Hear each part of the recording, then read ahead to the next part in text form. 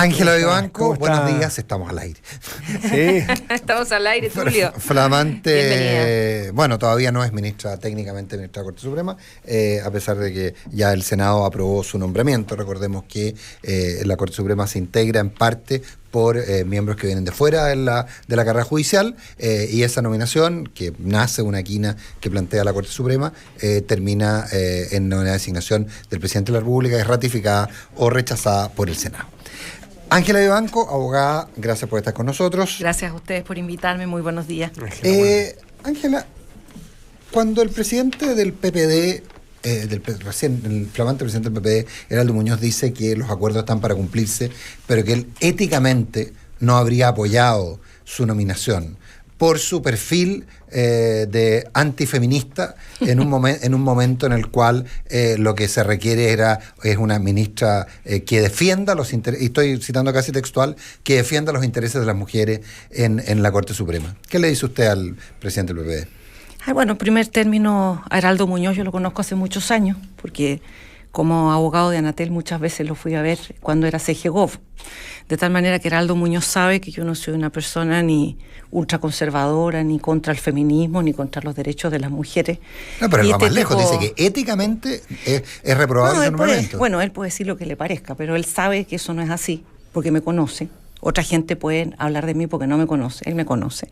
Y sabe que soy una persona que mucho de mi vida lo he puesto al servicio de los derechos de las personas. De tal manera que él sienta que yo estoy en contra de los derechos de las mujeres o que no considero los derechos de las mujeres. A mí me suena más bien un armado político. Todo esto que ha sucedido respecto a mi nombramiento, particularmente este estallido que hubo el último día, que no había habido antes, a mí, más que ser una situación realmente de prevención de las personas que digan no les doy el voto porque no estoy de acuerdo con sus ideas, me pareció más bien una movida política, y en consecuencia no me siento que se está hablando en realidad de mí, sino una situación que se quiso crear a propósito del nombramiento mío, que me parece distinto. Ángela Vivanco, ¿hasta qué punto entra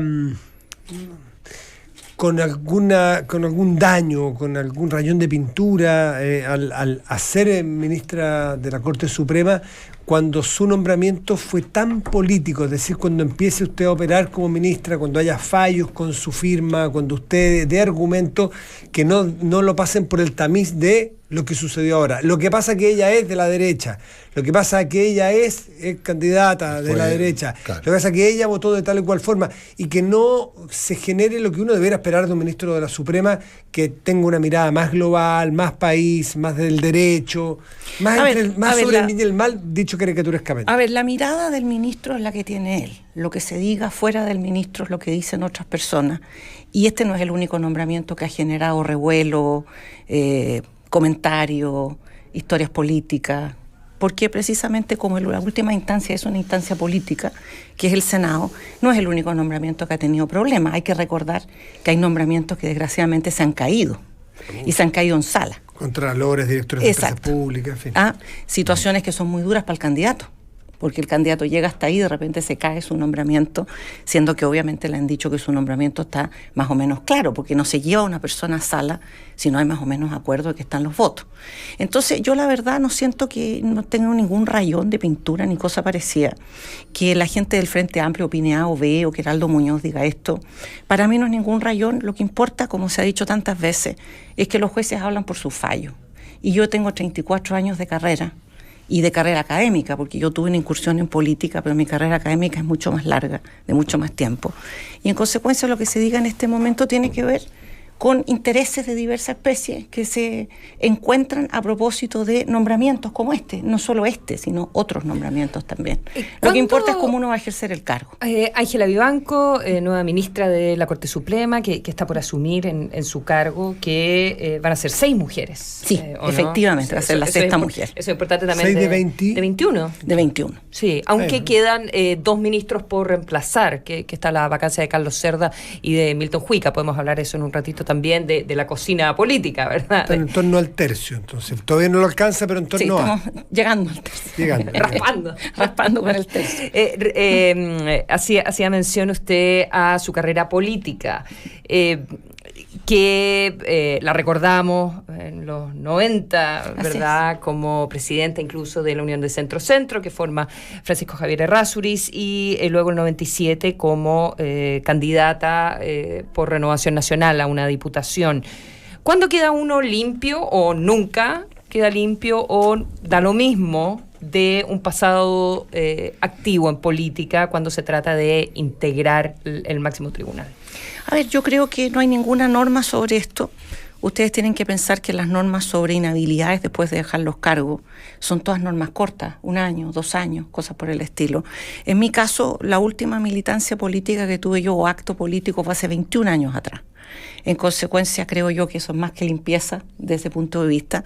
Y además, como a mí me pareció muy bien lo que dijo este punto de vista en la comisión y después en sala el senador Buenchumilla, cuando dijo: a mí no me molesta que la gente tenga ideas políticas, porque lo que me molestaría es que un ministro fuera neutro, no tuviera ideas sobre nada. Lo que importa es que no actúe como político cuando sea ministro, que es una cosa distinta. Y de ese punto de vista, que hace muchos años que no milito, por supuesto que voto y tengo mis ideas políticas, pero no soy una persona militante. Y creo que eso además está sumamente demostrado con mi currículum, de tal manera que, como digo, para mí esto ha sido más bien, como yo les contaba, un armado más que un tema real.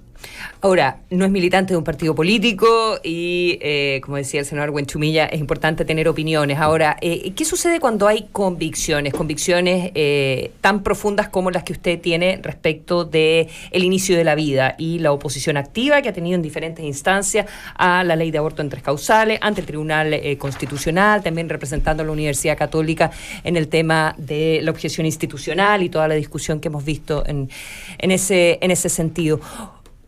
¿Cómo funciona uno cuando va a tener que quizás pronunciarse en algún caso que pudiese llegar a la Corte Suprema con una ley con la cual usted en lo más profundo está en desacuerdo? ¿Cómo se resuelve eso cuando uno es ministro de la Corte Suprema? A ver, igual que cómo funciona un ministro que tiene una visión totalmente al contrario, con una ley que no le es cómoda. Por ejemplo, un ministro que le parece que no debiera existir la objeción de conciencia, pero sin embargo existe. De tal manera que esto no corre para un lado, corre para los dos, ¿no? O sea, todo ministro de corte o todo juez, para hacerlo más general, tiene que aplicar leyes que no le gustan, que a lo mejor en su seno familiar o en su vida académica previa o en algún momento X dijo: mira, esta ley me parece mala. Además de por tema de convicciones, a lo mejor la ley es mala, no solamente por un tema de convicciones, sino que técnicamente mala, y uno dice: esta cuestión que me va a generar una serie de problemas. De tal manera que esa es la vida del juez. La vida de un juez tiene que ver con tener sus convicciones por una parte, pero por otra decir: voy a aplicar la ley.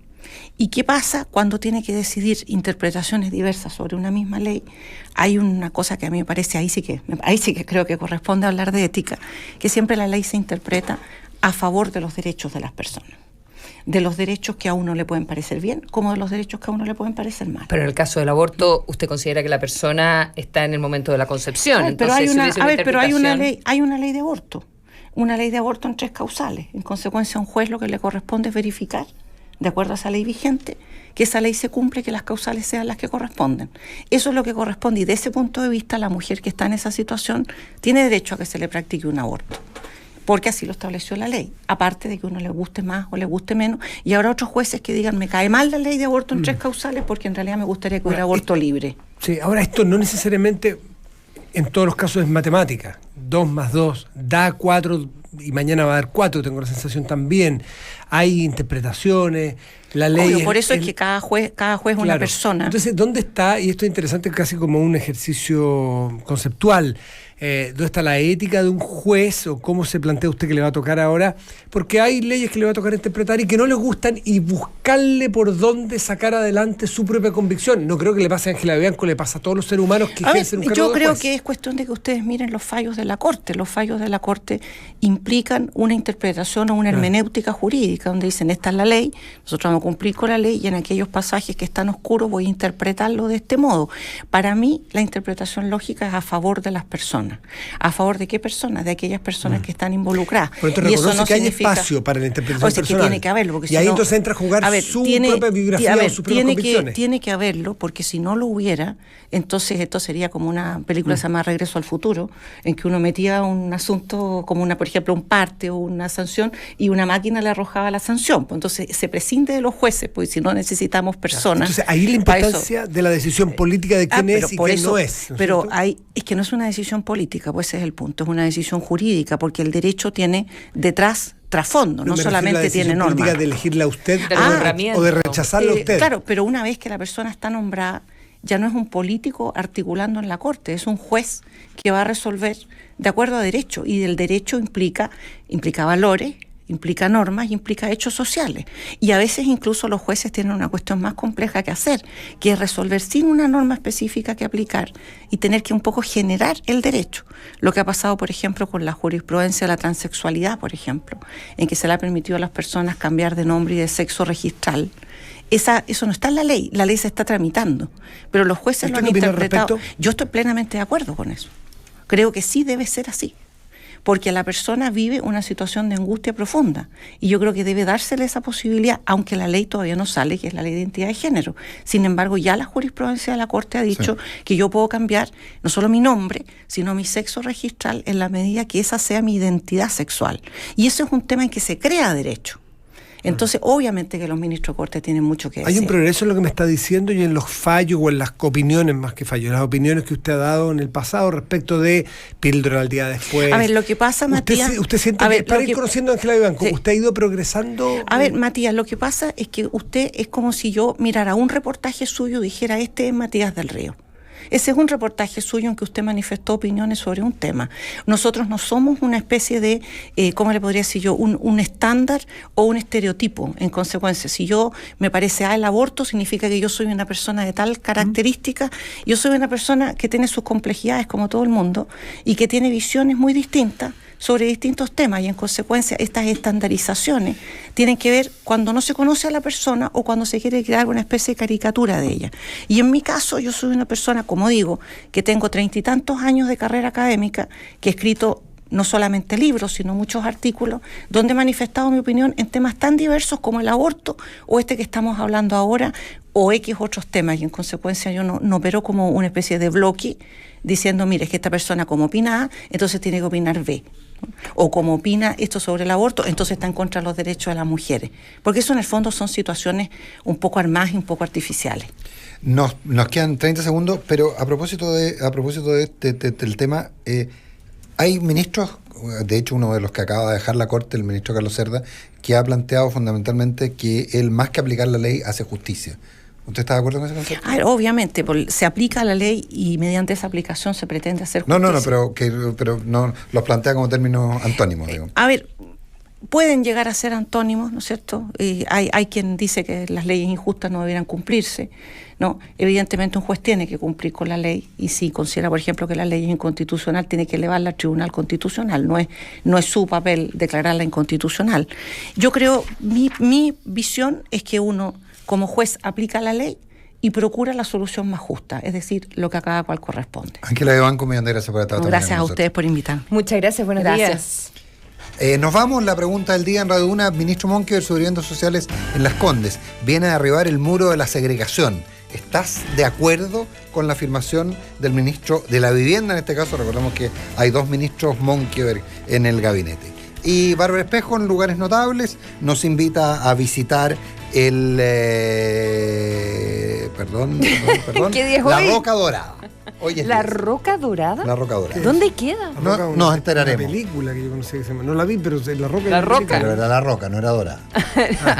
Nos vamos, ya viene información privilegiada. Buenos días. Chao.